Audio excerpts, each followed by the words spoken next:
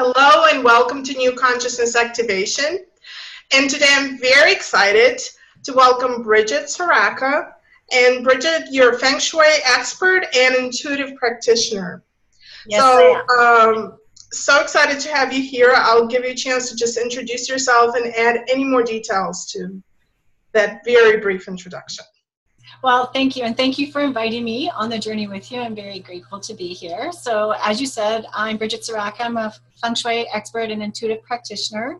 I help people globally, internationally, and locally. I'm based in Canada, so I can do remote consultations as well. I specialize in dosing and space clearing of both land and home, as well as personal clearings as well. I find it's really important to bring the environmental energy up to a place that serves our highest good while adjusting our energy frequency so that we can evolve in our consciousness and spiritual awareness in a manner that is comfortable and easy. Absolutely. So let's start with a very, very basic question. What is Feng Shui? Okay, excellent. Feng Shui is, it's an ancient, if I can get into the history of it, Feng Shui is an ancient Chinese art of really assessing the environment to see how it can support us, support humanity or all living beings. Traditionally, it was looking at the environment as in the land to see if vegetation was growing and to be faced in the right direction so that we're safe from the elements and any attack. How it's relevant to today is that, as I said earlier, about creating that environment to support what our intentions are so that we create a lifestyle to support how we most desire to feel. So when we're looking at, I'm a very spiritual girl, so I always look at it from a spiritual perspective, although there's lots of people who don't live a consciously spiritual world who know that the environment is important. For me, it's about creating that environment how we most desire to feel so that our energetic bodies can raise to a high frequency so we can attract into our experiences those things that are in our highest good for evolution. Mm-hmm. And so, these conversations that we've been having here over the summit are all focused on raising our consciousness and really stepping into this new human being that we're becoming, this more aware, more evolved human being.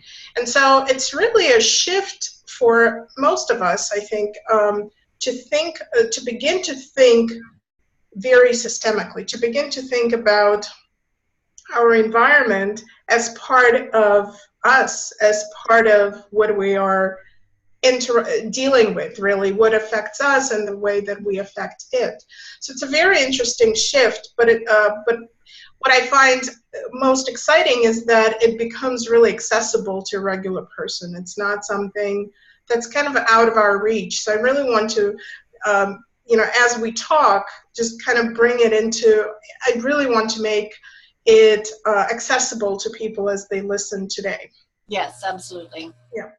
So let's start with the basics of Feng Shui. So it's based on the elements, right? So the 5 elements are part of the cycle. So Feng Shui is based on energetic grid system, kind of like the chakra system of the body. There's a grid system that applies to all space. So when you apply that space, you're looking at 9 life areas that kind of like Maslow's law. Familiar with that? So it's called the Bagua. So Feng Shui, we use a Bagua, which is that energetic map. Bagua means 8. Even though there's 9 squares, the center is the access point and it's the balance point to all the other areas and how they relate to one another. So there's 9 life areas that are 8 primary life areas that are important for our evolution and to create that environment that supports our energetic bodies. There are 5 elements within each of them. And then when you look at the 5 elements and how they play out in nature, our nervous systems have a tendency to go back into reset and rejuvenation when we're closer to nature. And unfortunately, our environments are rather so full of electronics and sharp angles. So we've so removed from nature that it's really important to bring the 5 elements back into our space. So we look at fire, we look at water, we look at earth, we look at metal and wood. So those are the 5 elements, and they can be brought into our environment through our decor, and in a way, and in shape. and visual enhancements to really bring that balance and calm our nervous systems. So before we get into the elements a little bit deeper, because I'd like to know more about the specifics, you mentioned the 9 life areas, right? Yes. Can you name them so that we can I can certainly can. And I can actually send you a link for the Bagua. And so everybody can have a link to the Bagua map. Yeah. I did send you the affirmations for each one, so that would be really good to have. So the 9 areas, the 8 primary areas are career and life path. So life path is what we're here. It's our vocation. It's why we're here on earth and why we've incarnated. And that career is how, it may not be our vocation why we're here. It may be a hobby or a passion. And it's about bringing that water element in. So I'll associate each element with you, with each area. That's okay. And the water gives us deep insight and great wisdom. It's also the emotional body. And so when we pay attention to our emotional body, we know when we're in alignment with what's in our highest good, and we know when we're blocked, right? So we want to make sure that our environment has water, has a representation of water, so that we have that movement.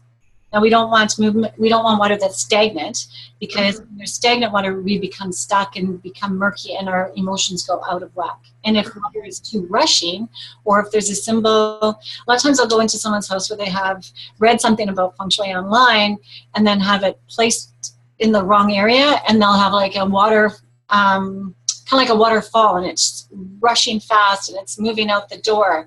That can bring high anxiety because it's moving too quickly. We want that just nice, gentle flow so we can actually contemplate, have the wisdom, and then move forward.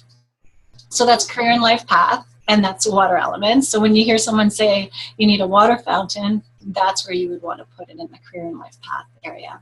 Then there's knowledge and self-cultivation area, and that's where we have that deeper wisdom, that deeper knowingness. Why are we here? What's our purpose? And then it's also a place to study. So if we're doing studying or really working with our mentors, it's a great place to activate if we're in school or doing our masters, or it's also a good place to meditate, because you're tuning into your higher perspectives. It's the earth element.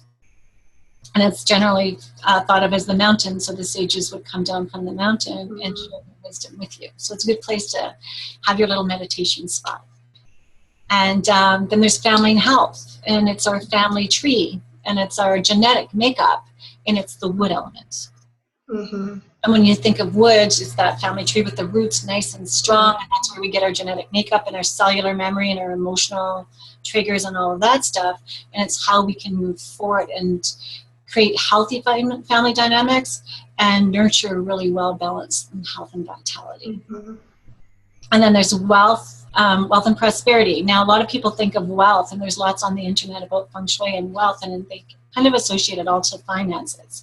But it's really about when you have a wealthy life in all aspects, that's where the magic is. Absolutely. It's also a wood element. So when you think of trees growing and flourishing and everything is abundant and you can harvest that.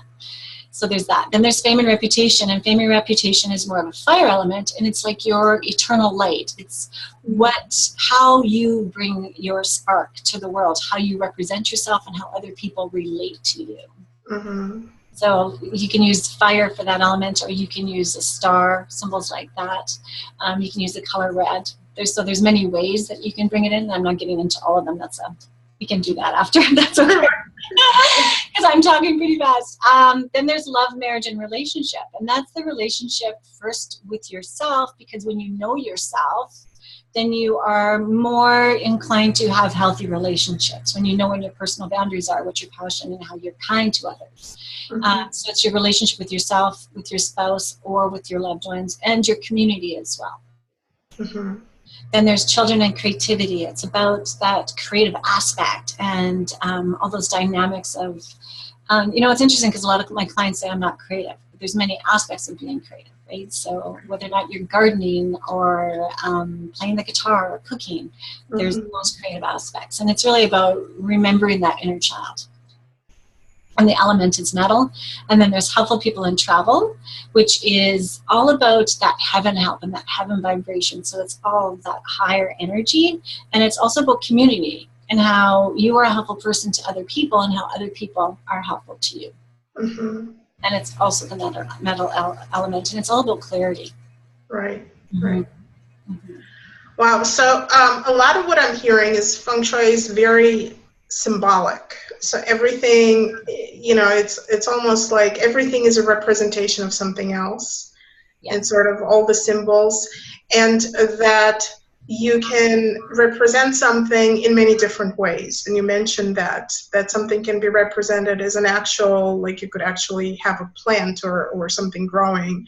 Yes. But you could also have a painting of that. Right? Absolutely. Or you could also have a color that represents that. Yes. Right? Yes. Are there any other ways that? Yeah. So each of the element can be represented by the exact element. So wood could be, like you said, a plant. It could be a picture of a forest. Mm-hmm. It's interesting because a lot of people that I'll recommend artwork for their space being a wood element, they'll often just get those paintings that you can get at any home decor shop where it's just the trunks of the tree, but there's no vegetation. Oh, okay. You know, what that does is you're just getting blocked. It's not really giving you that feeling of abundance. So it's also very symbolic. Yes, we want the wood element, but how do you want that wood element to portray? And I've often seen with clients where the wood element has been where there's no leaves on the tree, or it's a fall. So when you're looking at a fall painting and you have it represented in your home 365 days a year, it can put you in a state of stagnant. Oh, wow. Stagnant. So then the things that you're trying to manifest aren't. You've got the right element, you just don't have the right representation of that element. Mm-hmm. Right? So I had a client that was trying to sell her house for 6 months, and we went in, did a space clearing for it, but every single piece of artwork was a winter scene. So it basically was frozen in time. So we cleared the space, we took the winter artwork down, and she got an offer the next day.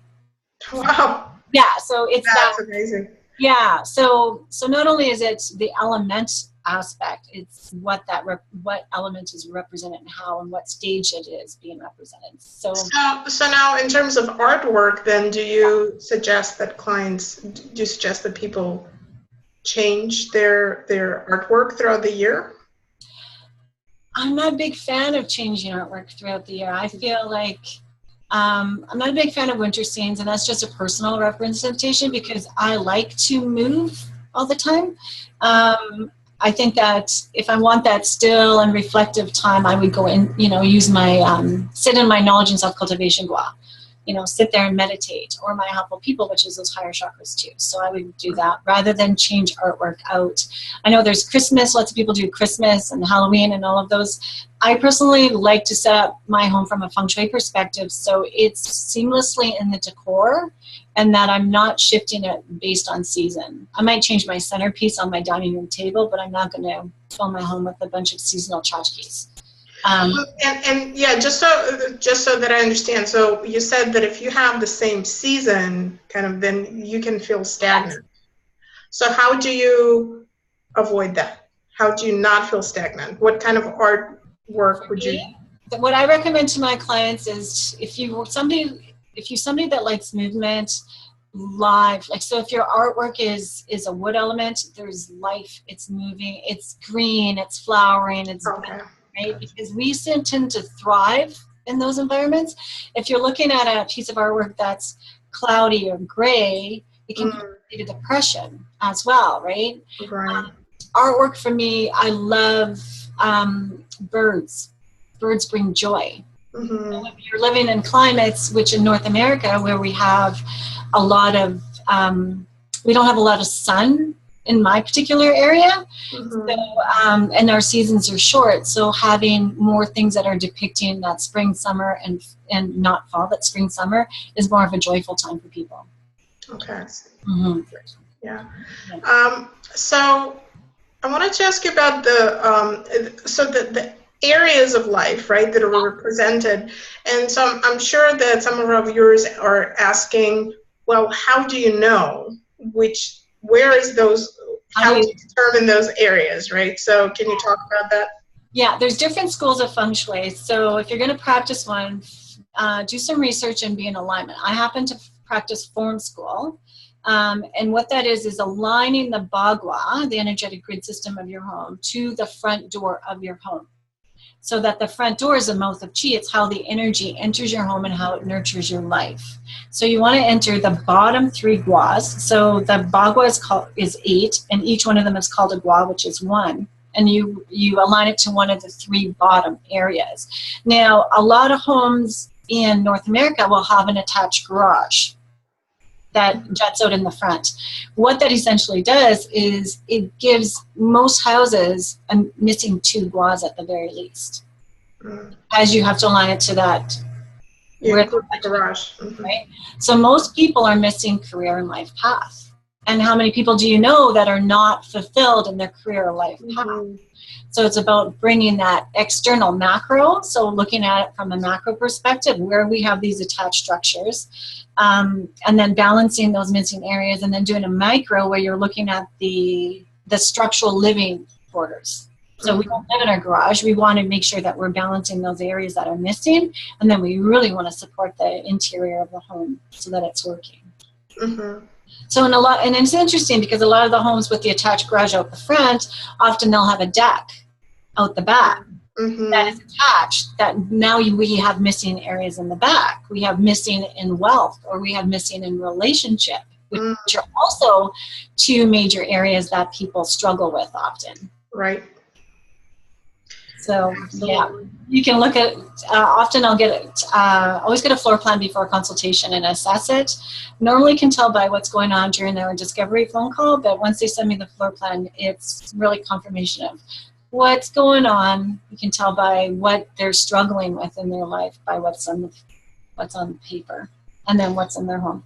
So just to kind of create a little visual, and I don't know if I'll be successful, but so you get a floor plan, and then you kind of create the quadrants, right? You kind of divide it into the 8 squares, or 8 boxes, or 8 sections. 9 squares. Yeah. 9.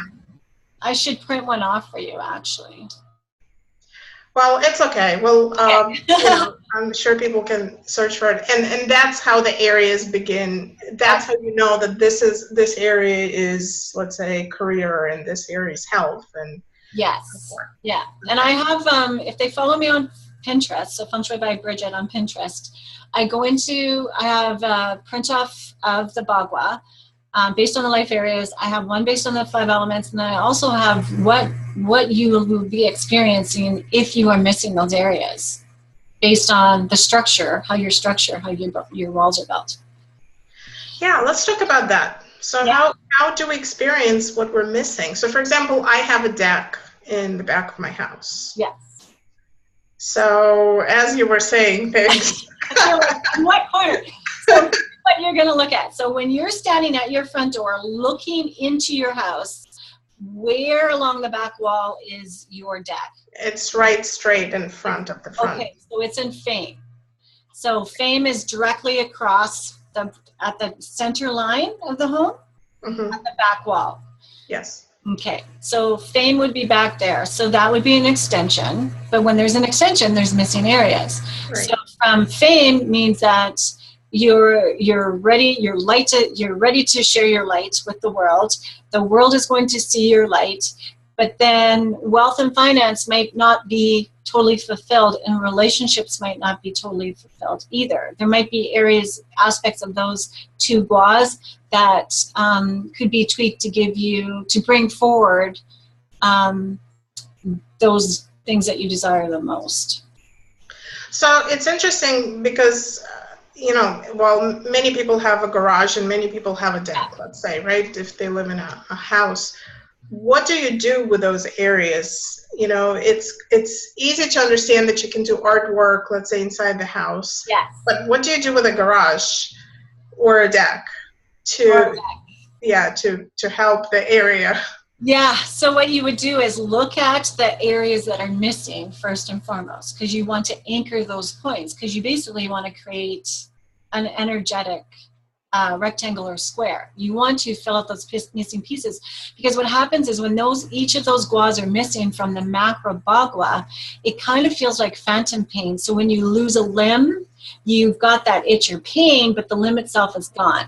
So it's showing up with the lack of finance or relationships that aren't happy, and then how you balance it, you look at what the element is. What element is that area, and how can I bring it into balance and anchor it?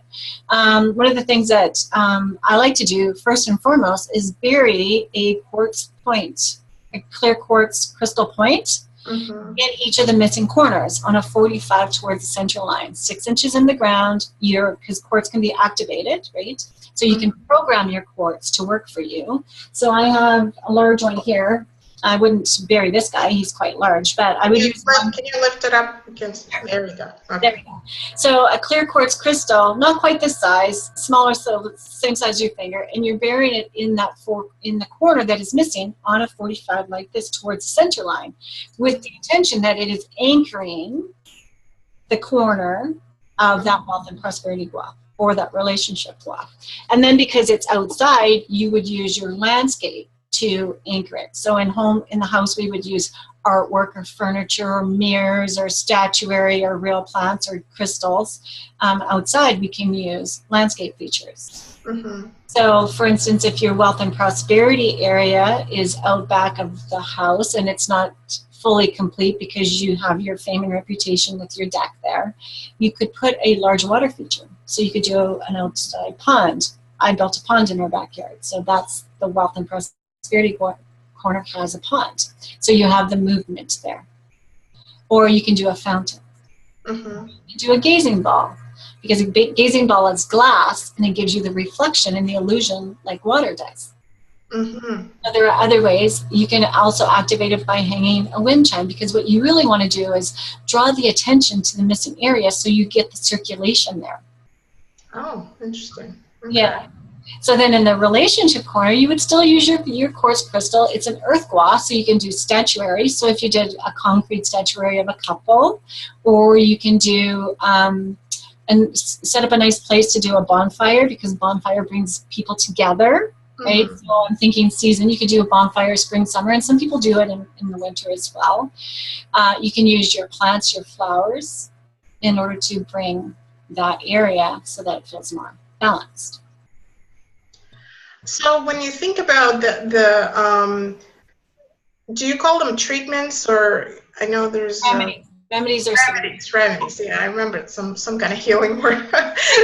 So remedies. So for example, when you put a plant, and thinking about the meaning the symbolic meaning that everything has. So does every single thing has its own symbolic meaning, or is it kind of what it represents? How you interpret it? It can be both. Every time we do an enhancement or a solution or a remedy, we're doing it with intention. For me, because as I said earlier, I like to do my Feng Shui solution remedies so that they're seamless in a space. So it doesn't look like we just went and bought everything at the Chinese gift shop, right? Because we want it to be very seamless in your decor. And so I can make a recommendation, but I also want it to be meaningful to you, because it's that love that you have for it that is going to bring the activation. So I'm really careful not to have people just go put things there that mean nothing to them, because it's not going to hold the energy that they need to draw that and attract what it is that they're looking for. Absolutely, because I think you mentioned something about birds earlier. Yeah. I always think I used to know a person who was definitely afraid of birds. Yes, so that would not be. Yeah, that would not work. No, that would not work for them. Right. Okay. Yeah. So we would discover through our conversation what does work for them, right? And it's really interesting that when I do consultations with people, it's always a walkthrough of their home, and certain things will jump out at me energetically, and I'll ask, tell me about this. And then they'll go into a story about how it was given to them by somebody that they're no longer in a relationship with, and it holds all this turmoil. And So they have it in their space. It's been there forever, but they don't know that, or they didn't realize until I asked them, tell me about this, that energy is holding that emotional turmoil within them, why they can't move forward. Right. Now, so if you're in a room, yes, does one room always fall within one area of life, or can it have different corners and different, falling into different areas? So depending on the floor plan, a lot of times what you'll have is a bleed over. So one room may be partly in one gua and partly in another gua.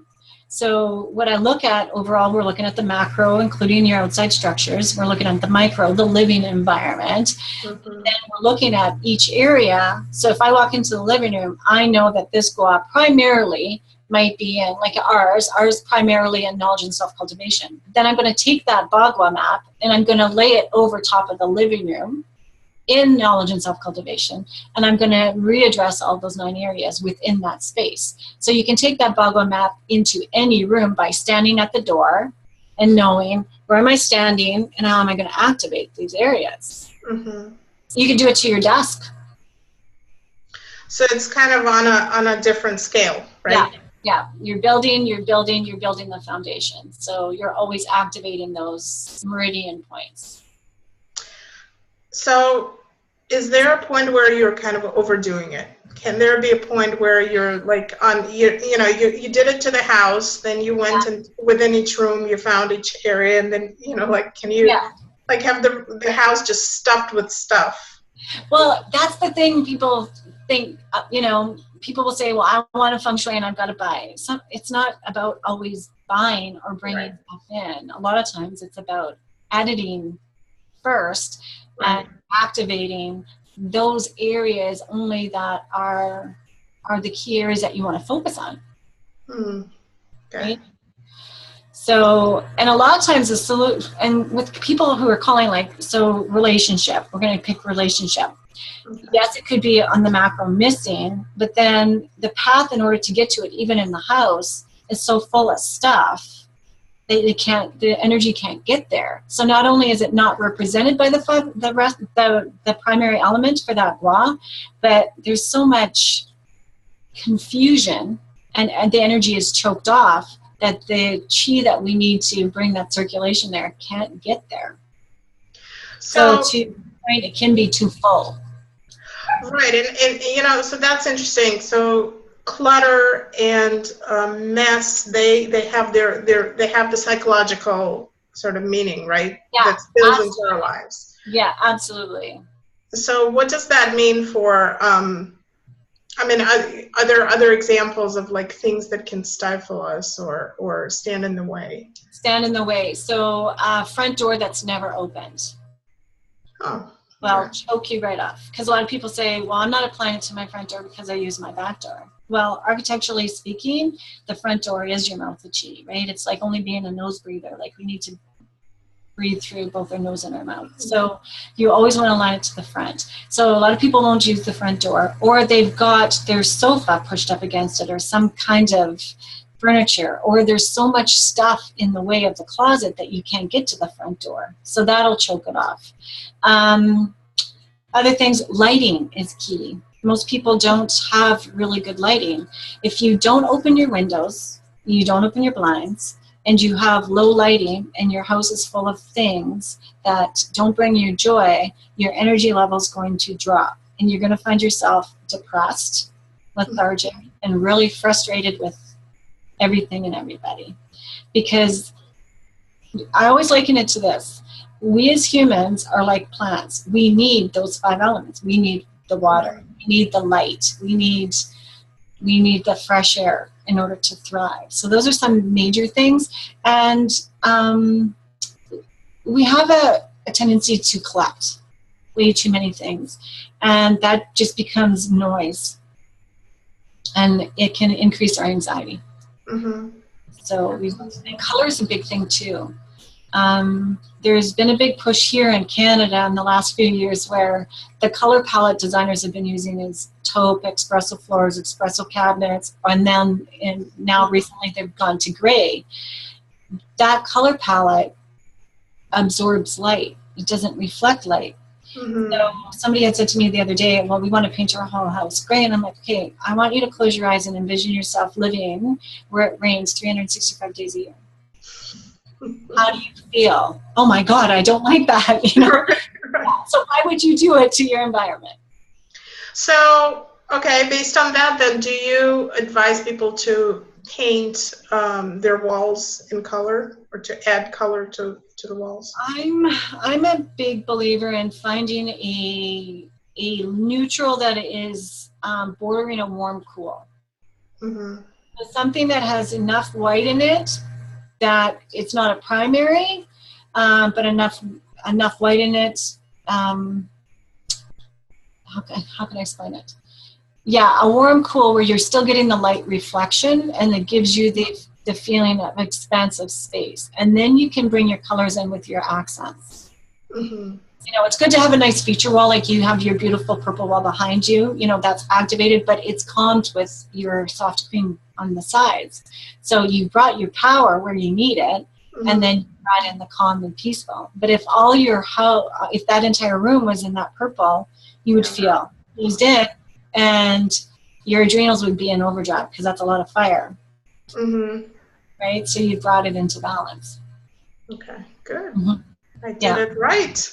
You did it right. You did it right. The other thing that I find very helpful for people is putting them in the command position. It's like the #1 Feng Shui rule.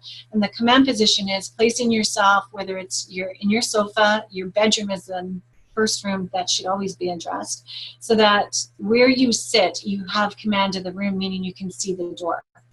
So you don't necessarily sit with your back to the door, because there's a sense of safety and security that is not met when your back's to the door. You can't actually see who's coming. You can rectify that if you happen to be where your desk is up against a wall or something, where you can put a mirror on your computer so that you can see behind you.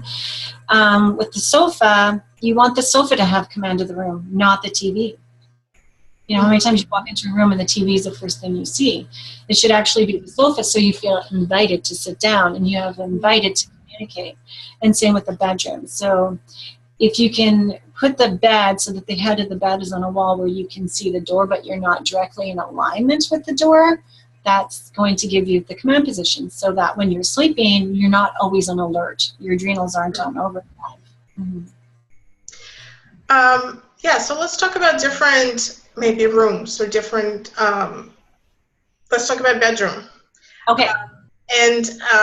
I did a little bit of research some years ago, and so like they talk about mirrors, for example, and so let's talk about those things. What's good and what's not good. Okay, so we'll talk about the bedroom because it is the #1 room of the house that if anybody's going to function anything, get that done first, because that's where we rest, rejuvenate, and reconnect. Mm-hmm. So mirrors are representative of the water element because they're reflective. Now, a mirror, when situated across from the bed, and how many times do we see sliding mirror doors and the big mirror on the dresser, and each mirror is going to duplicate the energy in the room. So the electromagnetics from the TV, which is a big no-no from a Feng Shui perspective in the bedroom, but from, you know, your radio, your clock radio, or your lights, any of the electromagnetic is going to increase. It is also increasing because there's a visual, it's duplicating what it's seeing, it's increasing the electromagnetic of your body.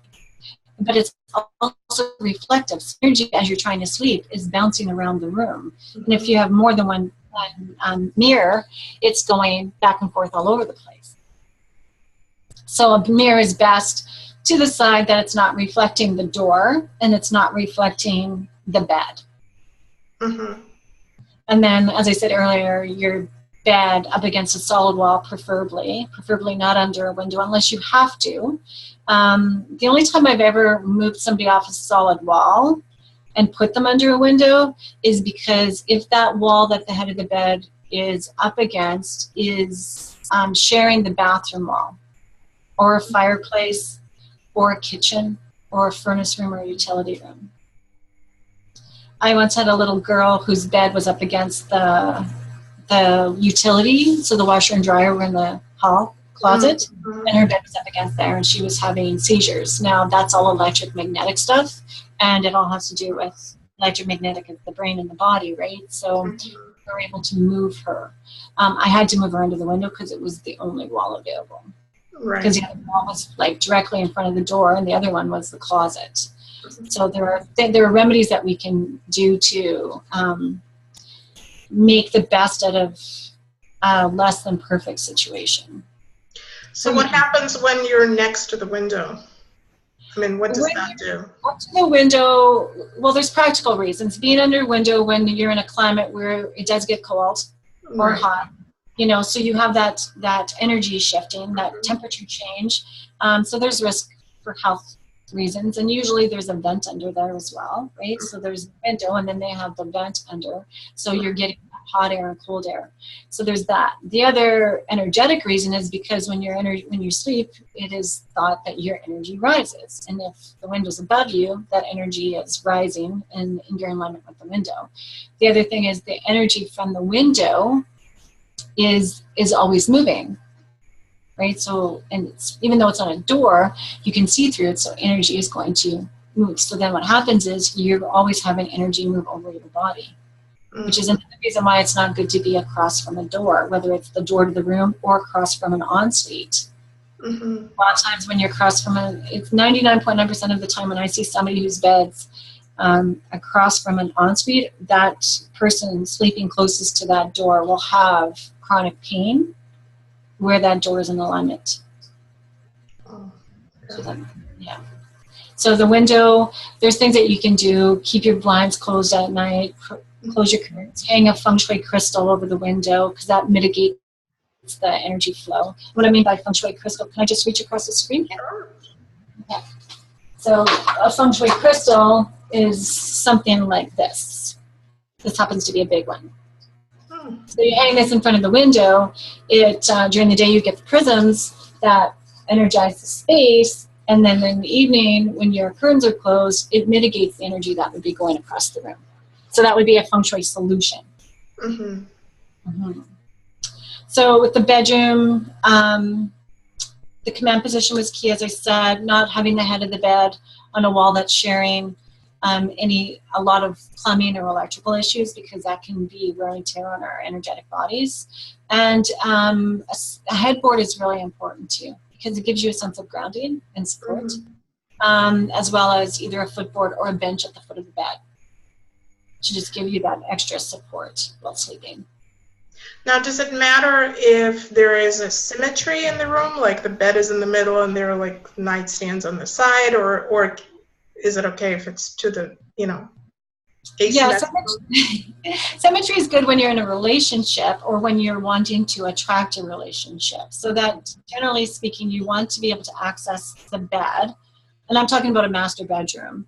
Kids, it's okay for kids to be up against the wall because they need that extra security, and they're, that falling off the bed when they're sleeping, when they're little. For an adult bed, you generally want to have room on both sides of the bed, matching end tables for equality, matching lights, night lights or lamps for the equality as well. There's the odd time I'll go into a couple's room where the bed is shoved up against the wall and someone's always climbing over somebody else. And that's usually depicted in the relationship where there's more of a dominant personality and the other person is really struggling to have their voice heard. And then with single people, I'll often find it where they're not in command, for one, and the bed is generally pushed up against the wall as well. And then you can usually see with single people, when you're walking through their home, there's usually depiction of their state of being. So you'll see pictures of a single person or statuary of a single person, or you're not seeing the groupings that you usually see when you're seeing a home that's decorated, right? You'll see like a single flower without another pair. Now, I want to ask you specifically about stairs. People that have stairs and staircases in the houses. Can you talk about that, the energy that moves through the stairs? So stairs, when Feng Shui was originated, people were living in, little huts, and so stairs is relatively a new dynamic that we're looking at. And so it really looks at where in the home are the stairs located. And when we're building houses, most contractors don't pay attention. And I mean, whether it's stairs or the bathroom, these are new amenities that we have to look at.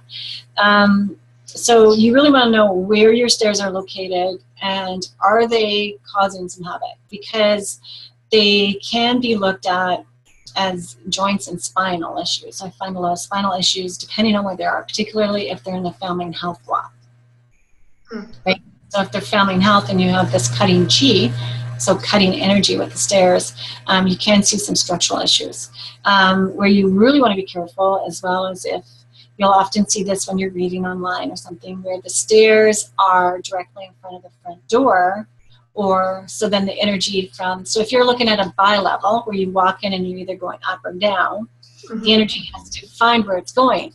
So, and you want it to nurture the whole entire house. So what happens is you come in and the energy is supposed to make it up the stairs. So when the stairs are right in front, it actually just falls because it's energy is like water.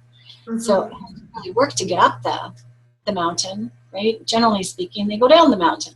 So we want to do Feng Shui enhancements to draw that chi up. So you'll see a lot. So let me just ask you, the stairs, when you say they're in front of the door, do the stairs have to be straight in front of the door, or is it, ideally within the area of the door? Yeah, ideally your stairs are not directly in front of the door. Right. But when you're talking about stairs being in front, if they're slightly to the side, one way or the other, is it still considered the area in front of the door? I would say within at least 3 feet. Like stairwells are from 3 to 4, right? So if your door is on either side of that, it's going to be, that's considered. Side of that center line, it's going to be affected, because you have, so you've got 3 to 4 stairwell. You're looking at maybe 6 to 8, depending on the house and how big the stairwells is. But you have to get furniture up there, so they're generally 4. So you've got 8 feet because you have up and a down on a bi-level, right? That energy is either going down, so it's affecting. So it's coming in the door, it's going down, and it's really struggling going up. So it is affecting that area within a good 8 feet of it.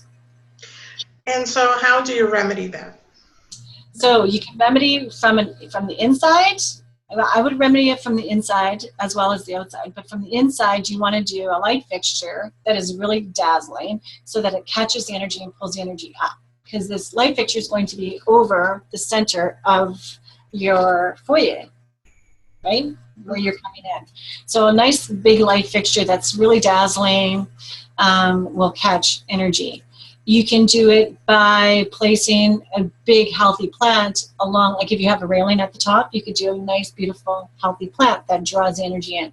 You could also do it with the artwork on the wall that you see when you come in the door, right? So you're coming in and you're looking up, you want that artwork on that wall to really catch your attention.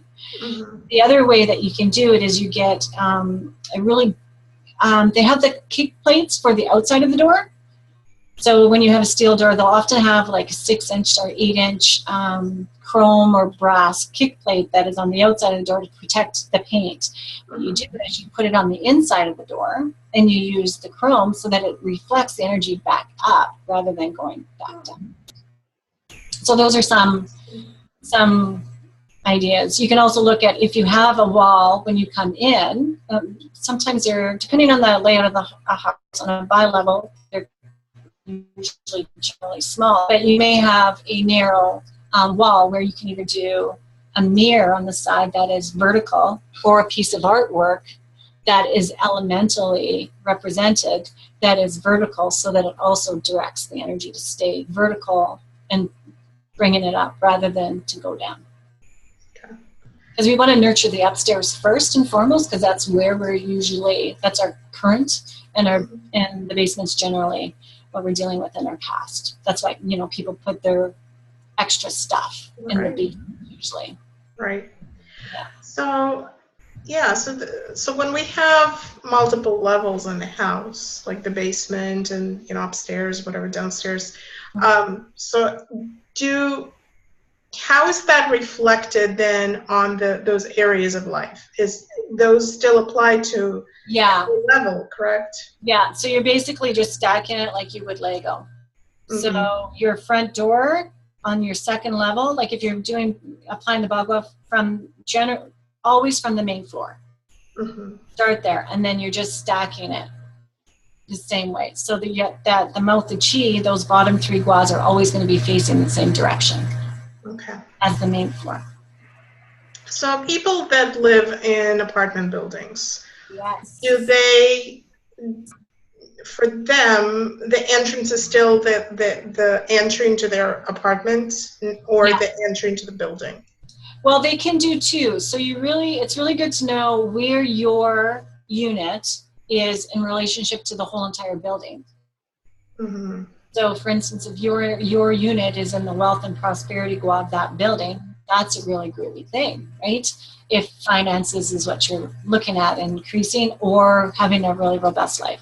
Then you start at your front door of your unit and identifying what rooms are in alignment with the Bagua of your particular space.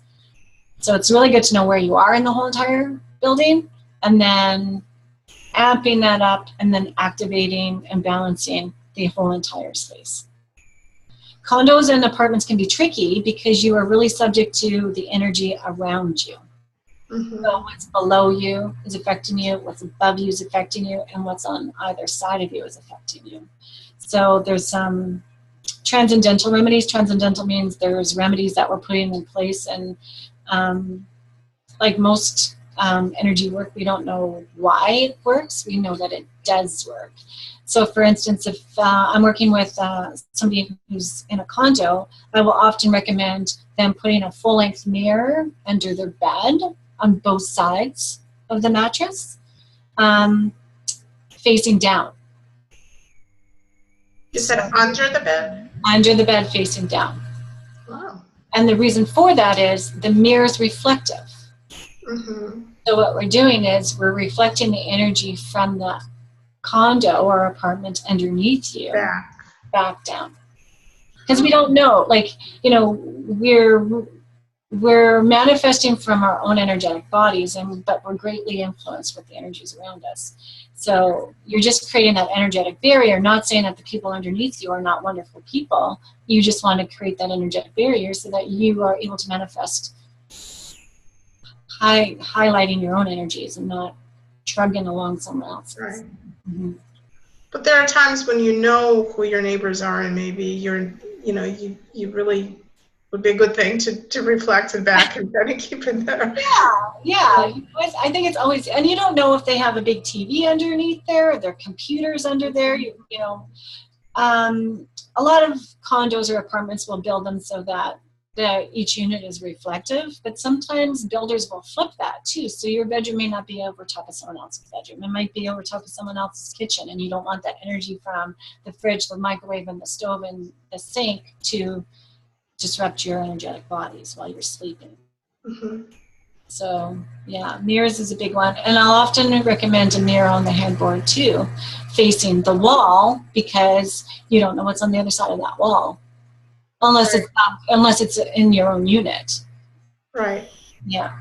And you put it behind the bed, I'm guessing, so that it's not put it behind the headboard so that you're not seeing it. Right at the back of the mirror. Yeah, and it's on the back. And those mirrors, I would just use the convex mirrors that you can get at any automotive department that goes on the side mirrors of their vehicle, and you just do one on each side of the bed so that both people are supported, whether it's a queen or a king or a double. So they don't have to be huge. No, just with the intention. And so when you're setting it, as we talked before about placing your remedy or solution, you're doing it with the intention. It is with this mirror that I'm creating an energetic boundary from my sacred space to my neighbors, so that there's no trespassing between either party.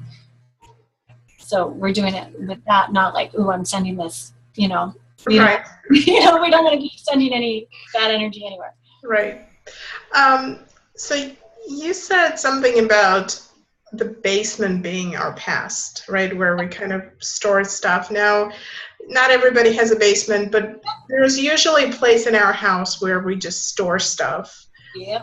and it accumulates. So what does that create what impact does that have on our life? Okay. When we just collect stuff and it just sits there. Yeah. Stored stuff it creates a stagnant energy, right? So the more things in a space, the less likely the energy can rise or move. Mm-hmm. And so it usually becomes a place that is forgotten, but doesn't mean that it doesn't affect us. So it's the subconscious. Oh. So you're thinking of all the stuff in there, holding space in our subconscious. So if you can look at your home, whether it's your home as an entirety, your home can be the ultimate living vision board. So instead of doing a vision board on a piece of Bristol board and hanging it on your wall, make sure that every single thing you live with is representing that which you desire to attract into your experiences. And your basement, yes, there's things momentums that mean something to us, but bring them out yes, we're going to hold our Christmas tree, and yes, we might be holding our bike and stuff, but how much stuff do you really need to hold on to? If you haven't revisited it in a year to 6 months, the odds are you're not going to, and really go, do I love it? Is it really representing me? Is it really supporting where I want to go? And what is it really saying about me? And then let it go. And I think that's where it crosses from the environment to our personal kind of state of being, because many people find it very difficult to just let go. Yes. Of things, because then things begin to represent something else. That's right. Safety, security, whatever it is. And so it's their personal reality then begins to reflect in the environment and sort of affect each other. Yeah, absolutely. So you always know what's going on. So I mentioned before, the floor plan can show me what's going on. But then when I get in there, then I can really see what's going on. Right. So and it's reflective in my own space too. Like I'm always reassessing my own environment. So yeah, our homes are a direct mirror of what's going on with us energetically and emotionally. Our emotions are the things that drive us, really, right? So what emotionally are we holding on to? And it's going to be reflected in the space. If you're feeling frustrated because something's not going the way that you want it to, the odds are there's something blocking that or holding it. Mm-hmm. So it's kind of like Princess and the Pea. That little tiny thing is under that mattress. And, that takes me to journals.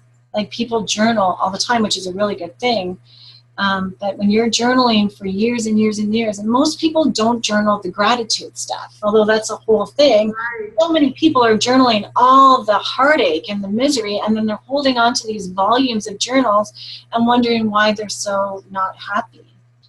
Mm. Right? So that energetically is holding that vibration in place. So I'm huge on having a bonfire and transforming it.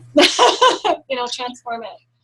So it's not even about, because for a second there I thought, well, would you then, if some people really don't want to let go of something, is it better to almost rent a space and just kind of put it there? But then you're still holding it. There's still that thing that's going to be affecting you. I can never, we can't force people to do anything they're not ready to do. Right. What we can do is make other adjustments that put them in a position so that they feel stronger and have more reflection to really consider what the choices are. So we may not be able to address that box of journals or legal papers or whatever it is that they're holding on to, or that gift that their great Aunt Betsy gave them when they were 2. But we can set them up so that they are in command and that the rest of the house is in a position so that they can feel more empowered to deal with things. Mm-hmm. So let's talk about another area of the house. What's the next one? We talked about the bedroom, bedrooms, the stairs. Any other area that you want to kind of highlight and talk about that's important for people? I mean, the kitchen is where people spend a lot of time. Yeah, kitchen is key because it's all about health. So ideally, a lot of the Feng Shui books will say you need to have your stove in the command position. 99.9% of the time I go in the house, that's not the case. And what that means... You have the stove? Or? The stove in the command position. Meaning...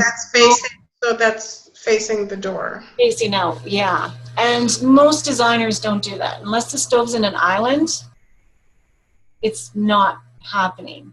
Right. It's just not the way that in North America we're building homes. So ideally that's the situation. And most people, if I didn't mention that, people would say, how come she didn't mention it? I read it in a book and it wasn't talked about. So ideally your stove is in command. 99.9% of the time that's not it. So there's a way that you can do it. Usually the microwave's that. Usually the microwave has a reflective because it has a glass, so you can see who's coming in behind you. There are ways that some practitioners will say that you hang a mirror on the backsplash behind the stove, but that's only if it's a slide-in, right? But if you have a stove where the dials are at the top, you can't really hang a mirror there.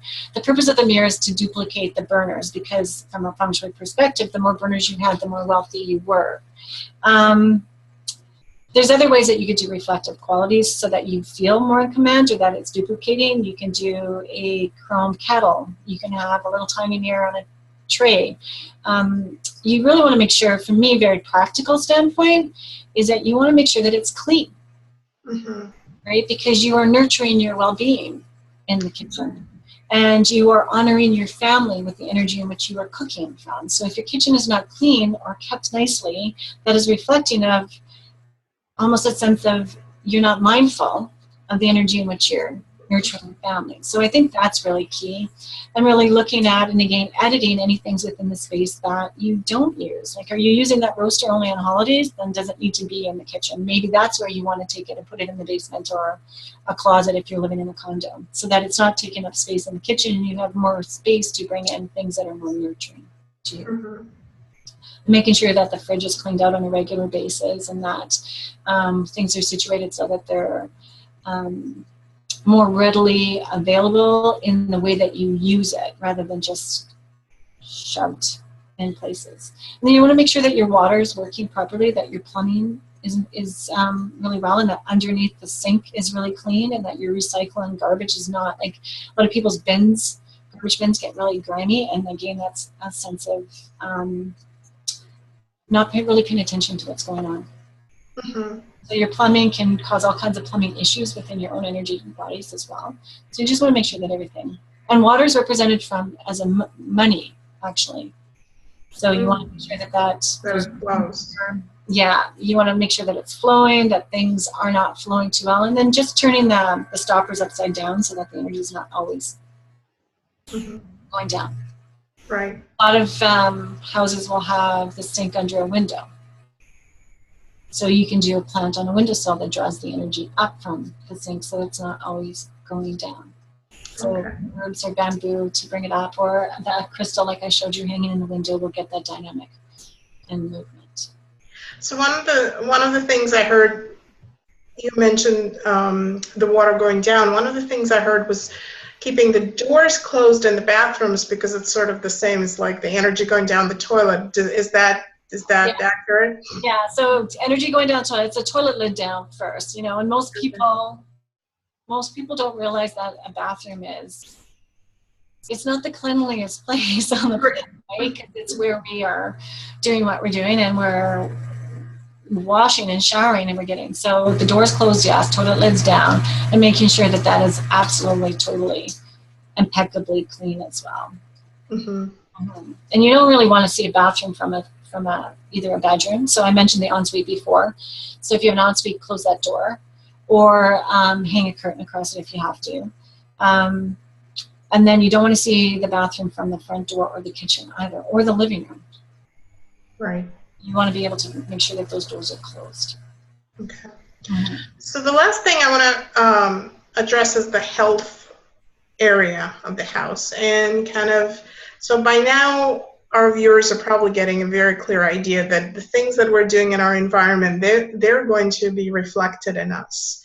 Yes. So can you give us examples of what happened, what we can create around us in the health area, and kind of how it can come back, how it can be reflected in our health? How it can be reflected. So there's two areas that are reflected from health. So family and health, and center. The center point, the access point, is the center of health as well. But from a Feng Shui perspective, each one of those guas, which is associated to each one of the 5 elements, represents a different body part. So if you makes it more important to make sure that every single one of those areas is balanced elementally, and that structurally there's not things out of whack, or if there's structurally things that are built without the mindset that this could be affecting something from a health perspective, that it is balanced. Doesn't mean that it's going to affect anybody. We will need a predisposition for it to affect, usually. Center of health, you want to make sure that there's the center of family and health is the wood element, center of health is the earth element. So you want to make sure that those are really well represented in that you don't have the conflicting elements in there. You want the supporting elements in there. So you want to make sure that the element of each gua is represented, that the area is clean and clear of all clutter, that structurally any structural impingements have been dealt with, so that you're really, really supported. So for instance, children and creativity is more gua that represents one aspect of the body is the thyroid, and it's a metal gua. So you really want to make sure that you don't have a fireplace in that gua. And if you do, because you've moved into the house, then how am I going to balance that so it's not the destructive quality of the middle element? That my thyroid doesn't go out of whack. And most women have thyroid conditions. So we really want to make sure that we can speak our truth and that element is supported in metal, that we've got the fire element controlled. And we want to reduce the amount of wood in that gua too. Interesting. Wow. So I do a lot of dowsing for underground water currents and electromagnetic, and I deal with that first and foremost, because if the dowsing isn't done, then you're doing your feng shui on an energy that is not of a high vibration. So start with your dowsing, and energetically, if you could do a space clearing, then do your feng shui. Otherwise, it's kind of like going to the gym, running a marathon, and you have a party to go to, and you put the party dress on, but you haven't showered. Let's get all that energy done, and then do your feng shui. Yeah, and it's really also interrelated, interconnected, that it's hard to do, it's hard to do one and not touch on the other. I mean, you can do one and not do the other, but it's really going to still affect you. So, it makes total sense. I had one lady call me just for a health perspective. She only wanted the health gua looked at. And in my perspective is, we really need to assess the entire environment, because your whole entire environment, whether it's your home or your place of business, is interrelated, and it's a system that works together. So, we may have chronic pain in one area, but is that the root cause of it? Is that just a symptom? So look at the whole entire system to get the big picture. Right. Okay. Well, Bridget, I think we're out of time, unfortunately. So before we finish, I want to give you a chance to tell our viewers anything you're up to nowadays. And I know you're giving them a free gift of the nine guas. Yes, the gua. So I'm giving you 9 affirmations for each gua. Okay. From an NLP perspective in their audios, and I will send you an additional link to the download for the Bagua map that you can energetically place on your. If anybody has questions, they're welcome to send me an email, and they can shoot me their floor plan, and we can do a quick assessment, or they can set up a network. You do it remotely too, right? You do consultations remotely. Yeah, I do consultations remotely for sure. And then I'll also send you the Pinterest board that I have so everybody can take a look at that, and the Bagua, and those areas are missing and how that affects your life. And currently what I'm working on, I have just started a 23 video series on Feng Shui for divorce. So I just started rolling that out last week, and I think I have 2, so you can check out my YouTube channel or find me on Facebook, where I'll be posting them. Perfect. Bridget, oh my God, thank you so very much. This was just amazing. I really love this. It's I developed an interest in Feng Shui several years ago, but it's really not an area that I'm going to go in and just dive in and go learn everything. So I'm so thankful that there are people like you who can guide us and help us find the right things to do and kind of balance our life and bring the best in us. So thank you for your work and for being here today. Thank you, and thank you for the invitation to join you. I wish you all the best. Thank you.